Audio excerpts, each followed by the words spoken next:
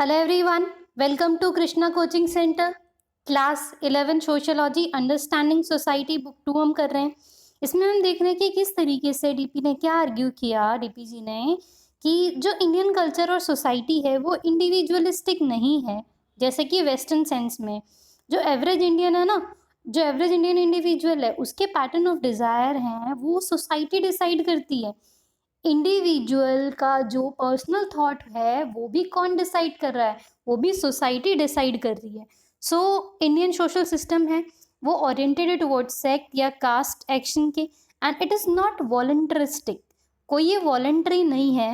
He also pointed out कि जो root meaning है वर्ड ट्रेडिशन का वो है ट्रांसमिट करना। संस्कृत इक्विवेलेंट जैसे परंपरा, सक्सेशन, आतिथ्य, इन सब की बात इन्होंने बोली। अब ट्रेडिशन जो है वो स्ट्रांगली रूटेड है in the past and kept alive through the repeated recalling and retelling stories and myths. So जो ट्रेडिशंस होते हैं, जो समाज के नियम कायदे कानून होते हैं, वो कंटिन्यू कैसे होते हैं कि आप बार बार रीटेल कर रहे हो चीज़ों को, अगेन अगेन आप सबको बता रहे हो। तो अगर सबको ये चीज़ें पता लगती रहती है, सबको आप बताते रहते हो, सो उससे ये सारे ट्रेडिशंस, ये जो सब चीज़ें हैं वो क्या होती हैं, वो जिंदा रहती हैं, वो जिंदा रहने का काम करती हैं।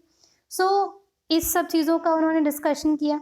अब हाउएवर वो कह रहे हैं कि लिंक जो है पास्ट से वो does not rule out change, but वो इंडिकेट करेगा एक process of adaptation.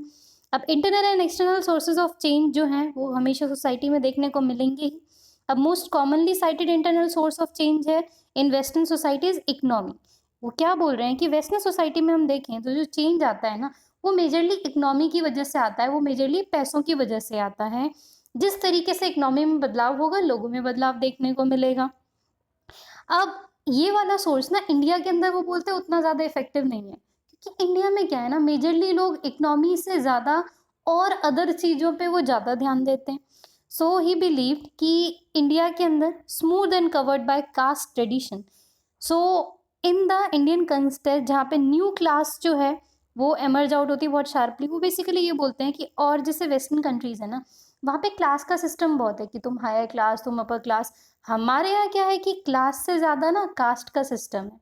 So based on this understanding उन्होंने कंक्लूड किया कि one of the first task for the dynamic Indian sociology would be to provide an account of internal non economic cause of change.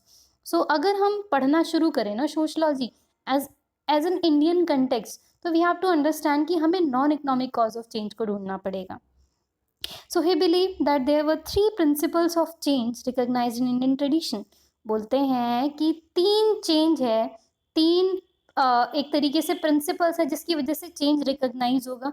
Shruti, smriti and अनुभव। What is meaning of Shruti, smriti and अनुभव? श्रुति मतलब जो आप सुन रहे हो, स्मृति जो आप याद रख रहे हो, अनुभव जो आप महसूस कर रहे हो, जो आप जी रहे हो जिन चीज़ों को। So three things are there, shruti, smriti and anubhav. Of this जो लास्ट अनुभव है या पर्सनल एक्सपीरियंस है वो एक रिवॉल्यूशनरी प्रिंसिपल है।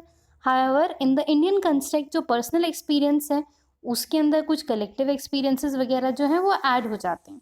सो बेसिकली वो बोल रहे हैं कि ये जो तीनों चीज़ें हैं ये मिक्स करके कोई ना कोई चीज़ सामने आती है। एग्जाम्पल उन्होंने दिया कलेक्टिव एक्सपीरियंस का, भक्ति movement. He also emphasized that this was true not only of Hindu but of Muslim culture in India. Indian में, इस्लाम में, सूफीज में स्ट्रेस किया है लव पे, एक्सपीरियंस पे, रादर देन होली टेक्स्ट, जिसकी वजह से कई सारे चेंजेस आए। सो डीपी the Indian context is not one where discursive reason is the dominant force for change. Anubhav and Prem have been historically superior as an agent change.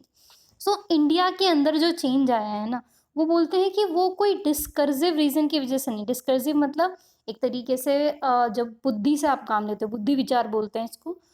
वो बोलते हैं यहाँ डोमिनेंट दो चीज़ें रहती हैं, अनुभव एंड प्रेम, यानी कि what you experience and what you love, the change you feel is according to that. So conflict and rebellion in Indian context they have tended to work through collective experience, but जो resilience है Indian tradition का वो ensure करेगा कि जो pressure of conflict है produce change in the tradition without breaking it. So we have repeated cycles of dominant orthodoxy being challenged by popular revolt, which succeed in transforming orthodoxy, but eventually reabsorbed into transformed tradition.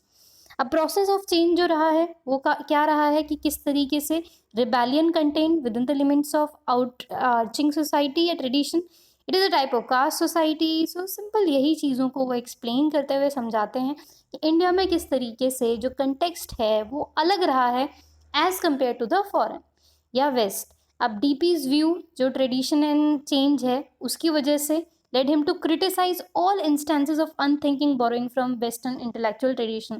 so उनके जो view रहे हैं ना tradition culture को लेकर के और बाकियों के जो व्यू रहे थे वो बहुत अलग रहे थे, तो इसीलिए उन्होंने बहुत बढ़िया तरीके से क्रिटिसाइज किया है जो अदर इंटेलेक्चुअल थे कि उन्होंने डायरेक्ट ही वेस्टर्न से सब चीज़ें सब कंसेप्ट उठा लिए। बट भाई आप ये तो देखो ना हमारा कल्चर कितना अलग है, हमारी बातें कितनी अलग है, सब चीज़ें इतनी डिफरेंट है, स्टिल यू आर लाइक कि टोटली आप सब चीज़ों को कॉपी कर रहे हो, that's not okay. So tradition was neither to be worship nor ignored just as modernity was needed but not to be blindly adopted. So बोलते हैं कि ट्रेडिशन जो होता है ना इंसान का, बहुत अच्छी लाइन है, वो ऐसा नहीं है कि आप बिल्कुल उससे वर्शिप करते रहो, बट हाँ इग्नोर भी नहीं करना चाहिए। सो मॉडर्निटी है उसकी ज़रूरत है, बट इसका मतलब ये नहीं आप उसे ब्लाइंडली अडॉप्ट कर लो, चीज़ों को सीखो समझो। So he simultaneously a proud but critical inheritor of tradition. So वो एक प्राउड एंड क्रिटिकल इनहेरिटर है किसके, ट्रेडिशन के, कि हम ट्रेडिशन की ही बात करेंगे यहाँ पे, as well as admiring critic of modernity that he acknowledge having shaped the own intellectual perspective. So वो सिंपली ये बोलते हैं कि जो अगर आप एकदम से ही कोई चीज़ कहीं से भी उठा लोगे तो वो इंटरनली आपको आपकी सोच को इफेक्ट कर रही है, और हमारी बिना चीज़ें ऐड किए हुए, इंडियन विदाउट चीज़ें ऐड किए हुए आप इंडिया पे कैसे रिसर्च कर सकते हो। सो ये मिस्टर डीपीजी की बात हो गई। सो हमने कौन कौन किन किन के बारे में देख लिया हमने। We have seen DP Mukherjee जिनके ट्रेडिशन और चेंज पे जो बातें उन्होंने बोली थी। फिर वी हैव सीन कि किस तरीके से मिस्टर एम एन श्रीनिवास जो जी थे उनके बारे में हमने देखा। So now we will discuss about one more sociologist जिनका कंटेक्स्ट इंडिया के अंदर बहुत इंपॉर्टेंट रहा है। He was mister A R Desai. तो ए आर देसाई जी के बारे में हम देखने वाले। So A R Desai ji is one of the rare Indian sociologist जो कि डायरेक्टली इन्वॉल्व रहे हैं किसमें, पॉलिटिक्स में, as formal member of political party. तो mister A R Desai ji वो डायरेक्टली कहाँ इन्वॉल्व हैं, पॉलिटिक्स में, क्योंकि वो फॉर्मर मेंबर रह चुके हैं, पहले मेंबर रह चुके हैं पॉलिटिकल पार्टी से। अब Desai was a life long Marxist. वो लाइफ लॉन्ग मार्क्सिस्ट थे, मार्क्सिस्ट का, कार्ल मार्क्स के आइडिया को अपनाया करते थे, and become involved in Marxist politics during his undergraduate days of Baroda. Later, he resigned the membership of Communist Party of India. For most of his career, he was associated with various kind of non-mainstream Marxist political group. So basically Marxist का idea क्या है, communism का idea है। वो basically Marxist क्या बोलते हैं, आपको मैं छोटा सा आइडिया बताऊं कार्ल मार्क्स का। कार्ल मार्क्स कहते हैं कि सोसाइटी में ना दो टाइप के लोग होते हैं। एक वो जिनके पास सब कुछ होता है, जो अमीर लोग होते हैं, फ्यूडल लॉर्ड्स वगैरह हो गए। दूसरे वो होते हैं जो इनके पास कुछ नहीं होता है, जो गरीब बेचारे होते हैं, वर्कर क्लास के होते हैं। तो कहते हैं कि अगर ऐसा ही चलता रहा ना तो worker class day by day बहुत एक्सप्लॉइट होगी, बहुत एक्सप्लॉइट होगी। लेकिन एक दिन वो एक्सप्लॉइटेशन से थक जाएंगे और वो विद्रोह करेंगे, और समाज में क्या आएगा, समाज में एक तरीके से सोशलिज्म आ जाएगा, और वो सोशलिज्म कम्युनिज्म में बदल जाएगा, यानी कि होल कम्युनिटी का भला होगा। तो उसी थॉट पे शुरू हुई थी कम्युनिस्ट पार्टी। मेजरली चाइना की है ये, लेकिन इंडिया में भी कम्युनिस्ट पार्टी है, तो वहाँ पे वो लॉन्च हुई थी इंडिया के अंदर। और ए आर देसाई उसके फॉर्मल मेंबर रह चुके हैं बाद में, लेकिन उन्होंने कम्युनिस्ट पार्टी को छोड़ के अदर जो मार्क्स के आइडिया वाले पॉलिटिकल ग्रुप थे उसको ज्वाइन कर लिया। जो ए आर देसाई के फादर थे वो मिडिल लेवल सिविल सर्वेंट थे बड़ौदा स्टेट में ही। लेकिन एक बहुत अच्छे, बहुत फेमस नॉवेलिस्ट थे जिनकी, जो एक तरीके से किस चीज़ के बारे में लिखते थे, ये किस चीज़ के बारे में मानते थे, सोशलिज्म के भी बारे में मानते थे, वो सोशलिज्म को भी अच्छा मानते थे, और जो गांधीयन वेराइटी, जो गांधीयन प्रिंसिपल है, गांधी जी के प्रिंसिपल्स, उनको भी मानते थे। So having lost his mother early in life, जो देसाई हैं, he was brought up by his father, और वो एक ही lived a migratory life because of frequent transfer his father in different post. अब सिविल सर्वेंट थे, ऑब्वियसली बात है बहुत ज़्यादा ट्रांसफर होते थे। बचपन में इनकी माँ चल बसी थी, तो फिर पिता के साथ रहते थे और बहुत ट्रांसफर्स की वजह से एक माइग्रेटरी जैसा जीवन जिया उन्होंने। जब इनकी अंडर ग्रेजुएट स्टडीज पूरी हो गई, he eventually joined Bombay department of sociology को उन्होंने ज्वाइन किया और अंडर जीएस घुरिये जी उनके अंदर उन्होंने पढ़ाई करना शुरू कर दी। So he wrote his doctoral dissertation on social aspect of Indian nationalism और उसके बाद उन्हें डिग्री मिली सोशलॉजी की कब, 1946 में।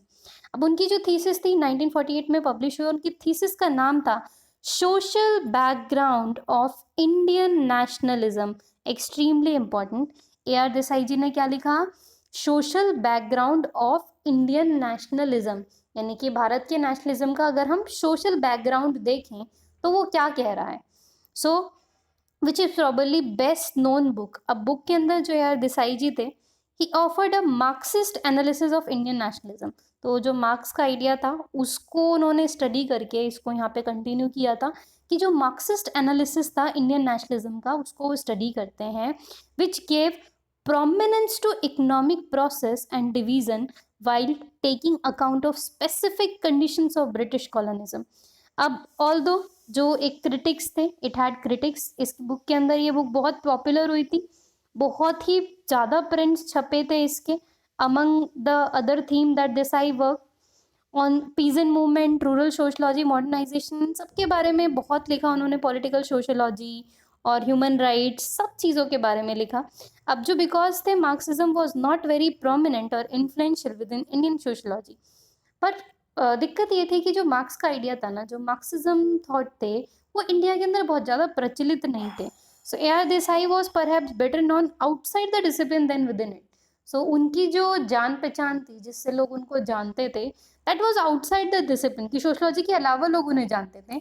ऑल्दो उनको बहुत सारे ऑनर्स मिले हुए हैं और वो बाद में प्रेसिडेंट भी इलेक्ट हुए थे इंडियन सोशलॉजिकल सोसाइटी के, but still he was a somewhat unusual figure in Indian sociology. तो कुछ अलग से ही विचार रहे हैं इनके, कुछ अलग ही बोला है इन्होंने। क्या बोला है हम देखेंगे अपनी अगली वीडियो में। So thank you so much, I will meet you all in my next video. Thank you.